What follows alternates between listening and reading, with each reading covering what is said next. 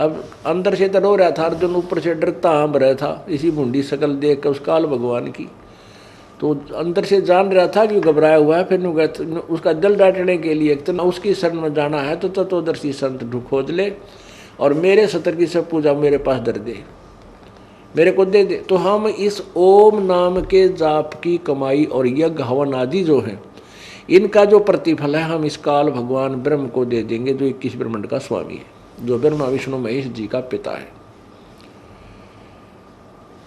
फिर ये हमें छोड़ देगा, फिर हम चलेंगे आगे को परब्रह्म यानी अक्षर पुरुष के लोकों को पार करते हुए। बहुत लंबा क्षेत्र है, 7 शंख ब्रह्मांड है उसके लोक से हमें पार होकर जाना है। तो उसके लोक का किराया देना है, टैक्स देना है। वो तत्व मंत्र है, वो तत्व मंत्र की कमाई इस हम परब्रह्म यानी अक्षर ब्रह्म को दे देंगे।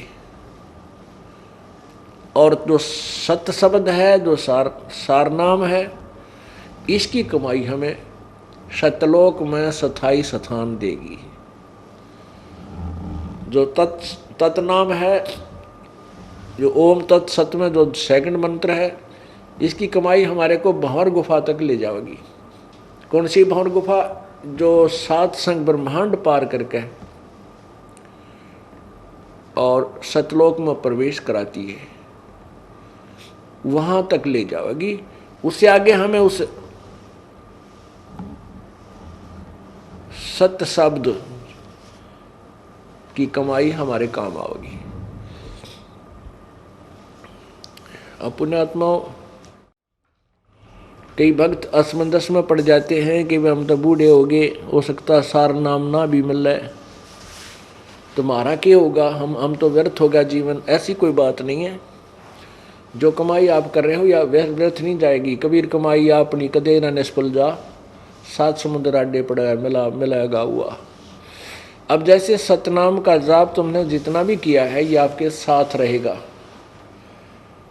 ये बिल्कुल खत्म नहीं होगा और ये आपको पुनर्जन्म दिलाएगा। पुनर्जन्म तो आपको प्रथम मंत्र ही दिला देगा, जो आपको पहला मंत्र दिया जाता है 7 मंत्रों का, 7 नामों का। अगर वो भी नाम लेकर भी प्राणी अगर 1 दिन भी 2 दिन भी अगर एक मंत्र का भी जाप करके फिर भी प्राण छोड़ देगा तो भी मनुष्य जीवन प्राप्त कर जाएगा। इतना कीमती मंत्र है ये, जो यथार्थ मंत्र है, इनमें इतने गुण हैं। और सतनाम की जिन्होंने अच्छी कमाई की है, सारनाम मिला नहीं, वो शरीर त्याग गए, चिंता नहीं करना कि उनका कि उनको तो तुरंत मनुष्य जीवन, वो तो 9 महीने पेट में भी मुश्किल से डटेंगे माँ के में और तुरंत बाहर आ जाएंगे। और आते ही उनको ऐसे श्रीमानों के घर जन्म होगा जो अब वर्तमान में भक्ति कर रहे हैं और उनके द्वारा किए गए पुण्य, जैसे अब दबादब कोई पाठ करा रहा है, कोई वैसे दान कर रहे हैं, सत्संग सुनने आ रहे हैं, ये पुण्य मंत्र कर रहे हैं जाप, ये पुण्य, ये उनके साथ होंगी गठड़ी। और वो पुण्यात्मा उनके घर जन्म लेंगे, उन पुण्यात्माओं के घर जन्म लेंगे जो हमारे शिष्य, और उन हमारी पुण्यात्माओं के भाग्य में कोई निकम्मी संतान हो, ऐसा लड़का हो जवान होंगे, कोई ऐसा गलती कर दे जेल में पड़ा रहा, राम पीछे पीछे वो आगे,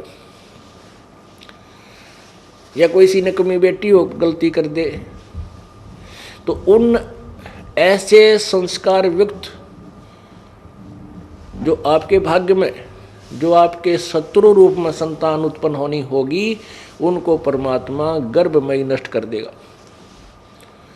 और उसके स्थान पर आपको उन पुण्यात्माओं को भेजेगा जिनके पुण्यों का ढेर होगा। जन्म लेते ही परमात्मा के वो प्यारी आत्माएं आपके साथ सत्संग में आएंगी, 3 साल का होते नाम लेंगे और नाम लेके फिर अपनी भक्ति करेंगे और उनके साथ वो पुण्य आगे से आगे जब वो जवान होंगे उनके ऐसे काम होंगे, कार और कोठियाँ बन जाएंगी, अपने आप उनको नौकरियां और बिजनेस उनके तैयार खड़े पाओगे, आपको वह चिंता भी ना रहेगी। तो उनको ये फिर वो सतनाम पुनः मिलेगा और सारनाम फिर मिलेगा और वो पार हो जाएंगे। अरे अगर इससे बूढ़े झंझट में तो 1-2 जन्म में पांडा छूट जाए, 2-4 जन्म में तो शुक्र मनाओ। इतना विश्वास रखना पड़ेगा आपको। कहते हैं एक बार एक साधक साधना कर रहा था पीपल के पेड़ के नीचे, और कुछ बहनें और भाई जो है भक्त जा रहे थे, कह रहे थे एक बहुत पहुंचे हुए संत हैं और भूत भविष्य की बता देते हैं, उनके पास जाते हैं सत्संग सुनने के लिए। तो उस साधक ने कहा कि भाइयों एक कृपा करियो, बहन भाइयों मेरी, उस महाराज जी से मेरे बारे में ये पूछ के आना कि मेरी मुक्ति कितने जन्म के कितने जन्म में पाछा हो जाएगी, कितने जन्म लगेंगे मेरी मुक्ति को। तो उन्होंने जाकर बताया तो महात्मा जी ने कहा कि उस साधक को मोक्ष प्राप्ति के लिए इतने जन्म लेने पड़ेंगे जितने पीपल का पत्ते, जिस वृक्ष के नीचे वो साधना कर रहा है उसी के पत्ते जितने हैं, इतने जन्म लेने पड़ेंगे उसको, जब उसका मोक्ष होगा। अब उन बहनों और भाइयों ने रास्ता त्याग दिया, हम वहां से जाएंगे उस रास्ते से जहां पर वो साधक साधना कर रहा है, और उसको हम ये बताएंगे कि तू तेरा मोक्ष इस पीपल के पत्तों जितने जन्म ले लेगा, जब होगा कहीं उसका हार्ट अटैक ना हो जाए। इसलिए वह दूसरा साइड बदल कर दूर सी का 1 एकड़ दूरी का जान लग गए। तो साधक ने आवाज लगाई कि भगत जियो, ए बहनों सुनियो, अरे मेरी प्रश्न का उत्तर लाए क्या तुम, एक बार इधर तो आओ। तो उन्हें सोची भाई चल, हमने सोचा कि ध्यान देगा, साधना बैठा है, पर उसका तो नज़र नहीं छिगवाएंगे और बताएंगे। वो चले गए उसके पास, उन्होंने कहा कि महात्मा जी ने कुछ बताया मेरे बारे में। तो वो कहने लगे भक्त और भक्तमती के भगत जी के बतावा, हमने तो डर लग गया बताते आना। वो कहने लगा बहनों भाइयों बताओ, अवश्य बताओ, बता दो जो भी है, कोई मुझे कोई डर नहीं है, कितना समय लगे मैंने तो काम करना है। तो उन्होंने कहा कि महाराज जी ने ये बताया है कि भाई जितने इस पीपल का पत्ते हैं ना, ये पीपल का जितने पत्ते हैं जिसके नीचे जो साधना कर रहा है, इतने जन्म लेने पड़ेंगे फिर तेरा मोक्ष होगा। तो वो तो डांस करने लग गया, भंगड़ा पा दिया, खुशी मनाई, नाचर कूदन में बोला जय हो जय हो। वो बोले रतन तो रोना चाहिए था, बेबेर बोली रतन तो रोना चाहिए था, तू आज खुशी मना रहा है। तो वो कहने लगा बहनों तुमने ना बेरा भाइयों, अरे इस झंझट का अंत तो आवेगा, कम से कम इतने पाछा आ जाएगा। अब इसका नो तो हो गया कि इसका एंड होगा, इतने दिन ना बेरा समझ इसका एंड भी होगा कि ना होगा, मैं तो उठले डों था। तो पुण्यात्माओं उसने जब इतना सब्र कर लिया तो तुमने भी इतना भी करना पड़ेगा। इस जन्म में ना अगले में, अगले में ना अगले में पार हो जाओगे।